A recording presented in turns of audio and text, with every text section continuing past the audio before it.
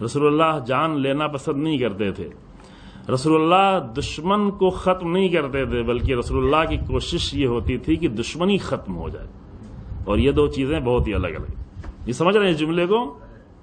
کیا ہاں، رسول اللہ کی کبھی بھی یہ کوشش نہیں ہوتی تھی کہ دشمن ختم ہو، رسول اللہ کبھی بھی یہ نہیں چاہتے تھے کہ دشمن کو مار دیں، جب تک کہ سامنے جنگ نہ کر رہا تو یہ تو مجبوری تھی، اگر جنگ کر رہا ہے تو مارنا ہی پڑے گا، اپنے آپ کو بچانے کے لیے مارنا پڑے گا، وہاں پہ بزدلی نہیں دکھانا، یہ آخری آیت اگر پہنچیں گے تو وہاں پہ بیان کیا جائے گا۔ اگر سامنے کوئی جنگ کر رہا تو وہاں پہ نہیں کرنا کہ آؤ تم لوگ مجھے مارنے آئے تو مار ہی لو، موب لنچنگ کرنے آئے تو کر لو، خاموش بیٹھو۔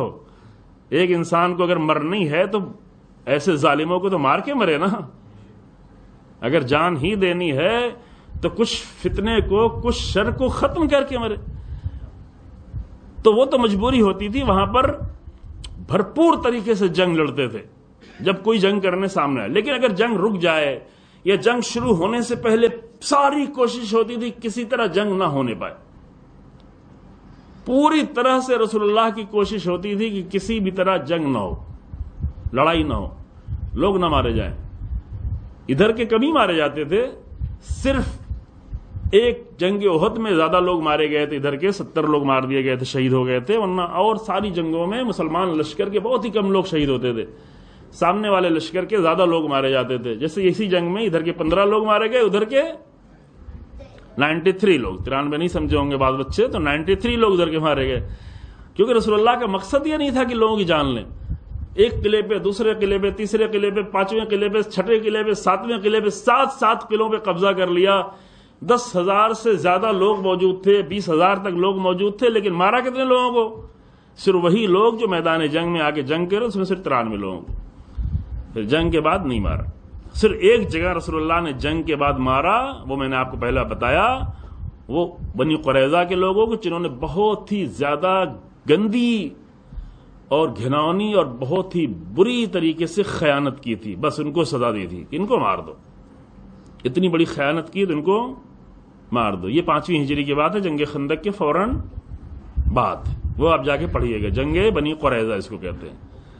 لیکن خیبر کے اتنی سازشیں کر رہے تھے، رسول اللہ کو اتنا پریشان کر رہے تھے، 10,000 کم سے کم 10,000 لوگوں میں صرف 93 لوگ ان کی جان گئی کہ جو آ کر جنگ کر رہے تھے، جنگ کرنے کے درمیان میں مارے گئے۔ جنگ ختم ہوئی تو اس کے بعد رسول اللہ نے کسی کو نہیں مارا، بلکہ اس کے سردار کی بیٹی سے رسول اللہ نے شادی بھی کی، سمجھ رہے ہیں؟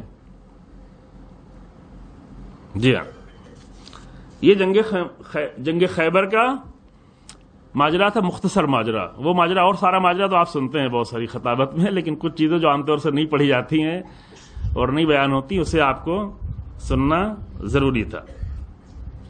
اب یہاں پر بہت بڑے بڑے باغات، بہت بڑی زیادہ دولت، 7 قلعوں میں بھرا ہوا خزانہ، رسول اللہ نے سے کہا کہ اب تم اپنے اپنے بچوں کی جان بچا کے جہاں بھی جانا چاہو جا سکتے ہو، یہ چھوٹ دی۔ اور اس کا کوئی پچھتاوا نہیں ہے کہ آج اگر رسول اللہ نے ان کو نہ چھوڑا ہوتا تو آج اسرائیل میں کوئی نہ ہوتا، نہیں، کوئی پچھتاوا نہیں ہے، بالکل نہیں۔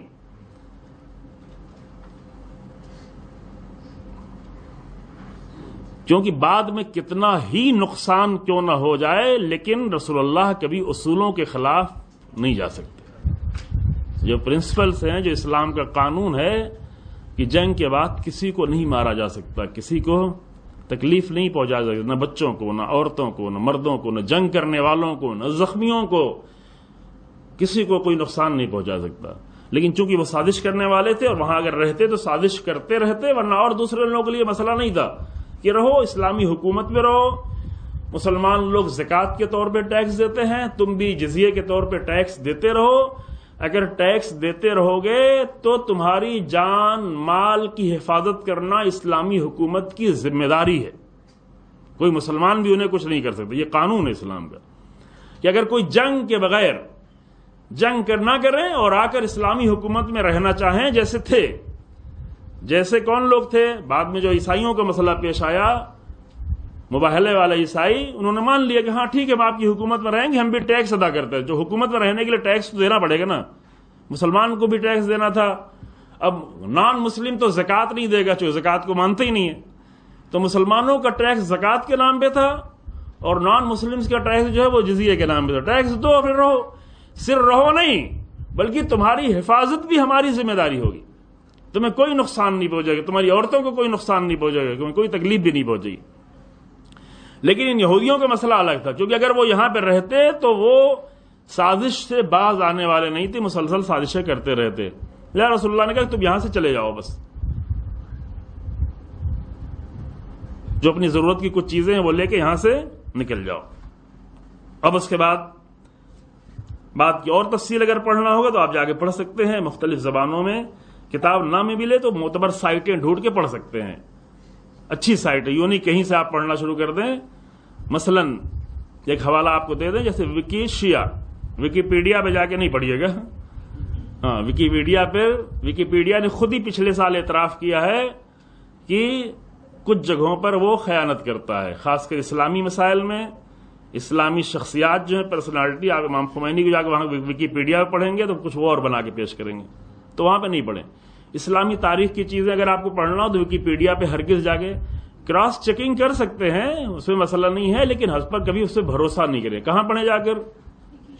وکی شیعہ پہ جا کے پڑھیں. وکی شیعہ ایک بہت بڑی سائٹ ہے، مجمع جہانی اہل بیت علیہم السلام کی یہ سائٹ ہے، رہبر انقلاب کے انڈر میں ہے یہ مجمع جہانی. لاکھوں کوئی بھی آپ مضمون ڈھونڈیں گے وکی شیعہ پہ آپ کو مل جائے گا. بہت ساری زبانوں میں آپ کو ملے گا، جس زبان میں آپ کو پڑھنا ہو. اردو زبان میں بھی بہت تفصیل سے موجود ہے. وکی کیا؟ شیعہ یا وکی فقہ آیت اللہ فاضل لنگرانی کی سائٹ. اس کا بھی بہت عظیم الشان دفتر ہے جمکران کے راستے میں، بعض لوگوں نے دیکھا ہوگا. آیت اللہ فاضل لنگرانی ابھی ہمارے درمیان میں نہیں رہے، خدا رحمت فرمائے. تقریباً شاید 18-20 سال پہلے ان کا انتقال ہو گیا، لیکن بہت ہی عظیم کارنامہ انجام دے کے گئے ہیں. بہت ہی عظیم مرجع بھی تھے، بہت ہی عظیم الشان مرجع تھے، لیکن اپنے بات کے لیے، اسلامی دنیا کے لیے، پوری دنیا کے لیے بہت ہی عظیم کارنامہ انجام دے گئے. بہت بنیادی کام، ایک ہی فقہ کلام کی سائٹ اور دوسری چیزیں. تو اور بھی بہت ساری مراجع کی سائٹیں ہیں، معتبر سائٹیں، ان سب پہ جا کے پڑھ سکتے ہیں تفصیل سے آپ مختلف زبانوں میں. ٹھیک ہے، اب اس کے بعد والی آیت جلدی پڑھتے ہیں کہ اس کے بعد قرآن فرماتا ہے کہ پھر وَقُلْ لِلْمُخَلَّفِينَ، قُلْ لِلْمُخَلَّفِينَ، انہی پیچھے رہ جانے والوں سے یہ بھی کہہ دو کہ جنگ خیبر میں تو تم نہیں آ سکتے، جنگ خیبر کا فائدہ بھی ملنے والا نہیں ہے. حتیٰ بعض لوگ، ایک نام تو ہے جابر بن عبداللہ کا کہ صلح حدیبیہ میں گئے تھے لیکن کسی مجبوری کی بنیاد پہ جنگ خیبر میں نہیں آ پائے تھے، تو جنگ خیبر کے مال غنیمت کا حصہ رسول اللہ نے جنگ خیبر کے بعد بھی ان کو لے جا کے دیا، چونکہ مشکل وقت میں آئے تھے، آج نہیں آ پائے. لیکن دوسرے لوگوں کو رسول اللہ نے کچھ نہیں دیا. یہ سزا ان کو دینا ضروری، یہاں پہ سختی ضروری ہے. یہاں پر یہ نہیں کہہ رہے چلو رحم دل ہیں تو رحم دل ہیں تو کتنی بھی خیانت کریں، کتنی بھی بزدلی کریں، کتنے بھی دھوکہ دیں، لیکن ان کو دیتے رہیں. نہیں، رسول اللہ یہاں پر ایسے مسائل میں سختی سے فیصلہ کرتے تھے. لیکن یہ فیصلہ جنگ خیبر تک ہو گیا، لیکن یہ نہیں کہ انہوں نے غلطی کی ہے تو کبھی ان کی معافی ہوگی ہی نہیں. بات کے لیے پھر قرآن کیا کہتا ہے؟ یہ بہت بنیادی مسائل ہیں اپنی زندگی کے لیے کہ کتنی سختی ہونا چاہیے، کتنا جو ہے سمجھانا چاہیے، کتنا. اب رسول اللہ تو پوری قوم کے لیے کام کرتے تھے، ہم اپنے گھر کے لیے اتنا کر سکتے. کہیں پر سختی ضروری ہے اور کہیں پہ سختی کے بعد پھر نرمی بھی ضروری ہے. یہ نہیں کسی نے غلطی کر دی، بہت بڑی غلطی نہیں، کبھی معافی نہیں کریں گے، نہیں، کہیں پہ تھوڑا سختی کر کے پھر بعد میں معافی کا راستہ ہمیشہ کھلا. پھر رسول اللہ نے فرمایا، قرآن نے فرمایا قُلْ لِلْمُخَلَّفِينَ مِنَ الْأَعْرَابِ. اب ان اعراب مخلفین پیچھے رہ جانے والوں سے کہتے کہ ستدعون الی قوم اولی باس شدید.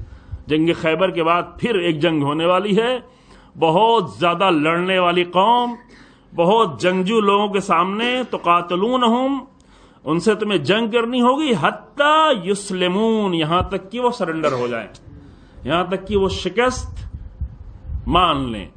خیبر میں تو تمہیں کوئی موقع نہیں ملے گا، لیکن اس کے بعد تمہیں پھر موقع دیا جا رہا ہے کہ اب دیکھو کیا کرتے ہو، اب پھر وہی کمزوری دکھاؤ گے، آگے بڑھو گے. فَإِن تُطِيعُوا يُؤْتِكُمُ اللَّهُ أَجْرًا حَسَنًا، اگر اس وقت تم نے رسول اللہ کی اطاعت کی تو اللہ پھر تمہیں معاف کر دے گا اور تمہیں اجر حسنا، اچھا اجر پھر دے گا. وَإِن تَتَوَلَّوْا كَمَا تَوَلَّيْتُم مِّن قَبْلُ يُعَذِّبْكُمْ عَذَابًا أَلِيمًا، لیکن اگر اس کے بعد دوبارہ پھر تم نے وہی کام کیا، پھر ڈرے، پھر رسول اللہ کے ساتھ نہیں دیا، پھر حق کے لیے نہیں اٹھے، پھر ڈرنے لگے کہ میری جان نہ چلی جائے، کہاں جا رہے ہیں، پھر خطرہ ہے. چونکہ زیادہ تر مفسرین نے یہ لکھا ہے کہ یہ بات فتح مکہ کی ہے. کچھ لوگوں نے اور بھی کچھ لکھا ہے، لیکن وہ چیزیں تھوڑا قرآن کی آیتوں سے ثابت نہیں ہوتی. کچھ لوگوں نے جنگ موتا لکھا ہے، لیکن جنگ موتا میں ایسا نہیں ہوا. یہ یسلمون تسلیم نہیں ہوئے، سرنڈر کا مسئلہ نہیں ہوا، جنگ صرف ہوئی تھی. کچھ لوگوں نے جنگ تبوک لکھا ہے، لیکن جنگ تبوک بھی ایسا مسئلہ نہیں تھا، چونکہ وہاں پہ اگر تسلیم ہونے کے لیے بلکہ ان کو جزیہ دے کر چھوڑ دینے کی بات کی گئی، ان کو کسی کو مجبور نہیں کیا اسلام کے لیے. لیکن ایک ایسی قوم کی بات ہو رہی کہ جو تسلیم ہو جائیں گے، جو سرنڈر ہو جائیں گے، جو اسلام بھی قبول کر لیں گے. ایک ایسی جنگ میں پھر تمہیں بلایا جائے گا جن کے لیے خطرہ بھی ہوگا. لیکن اگر وہاں پر بھی تم نے خیانت کی اور پیچھے مڑے اور رسول اللہ کا ساتھ نہیں دیا تو کیا ہوگا؟ یعذبکم عذابا علیما، تو اللہ تمہیں بہت ہی دردناک، ایک مرتبہ تو معاف کر دیا، لیکن اس کے بعد بھی اگر نہیں آئے تو اللہ تمہیں بہت ہی دردناک عذاب دینے والا ہے. اب یہاں پر ایک مسئلہ جلدی سے اور سن لے، اور وہ یہ ہے اس کے بعد والی آیت، تاکہ یہ بات پوری ہو جائے کہ بھئی ٹھیک ہے رسول اللہ بلا رہے ہیں. وہاں پہ کچھ لوگوں نے آ کے کہا کہ اب یہ قرآن کی ایسی آیت نازل ہو گئی ہے کہ بعد میں اگر نہیں گئے تو کیا ہوگا. تو کچھ لوگ بیچارے ان کے ہاتھ پیر کٹے ہوئے